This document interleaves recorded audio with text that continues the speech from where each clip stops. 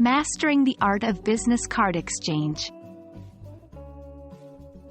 Hello, language learners.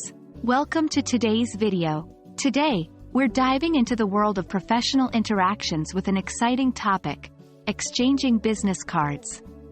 This may seem like a simple gesture, but did you know there are various etiquette rules and cultural considerations involved? Let's explore together. In the professional world, business cards are more than just a piece of paper. They represent your professional identity and serve as a way for others to remember you and your work. The act of exchanging business cards, particularly in a formal context, can be seen as the initiation of a professional relationship. When offering your business card, ensure you hold it in a way that the text faces the person you're handing it to.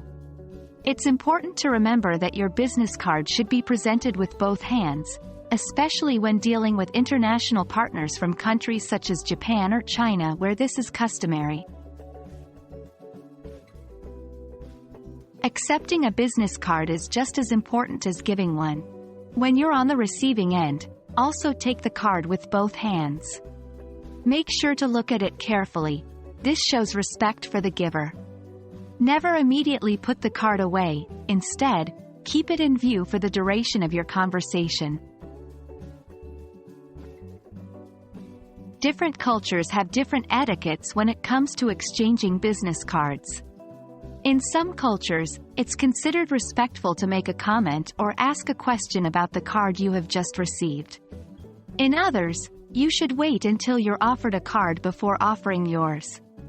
Always be aware of these cultural differences to ensure you're not unknowingly being impolite.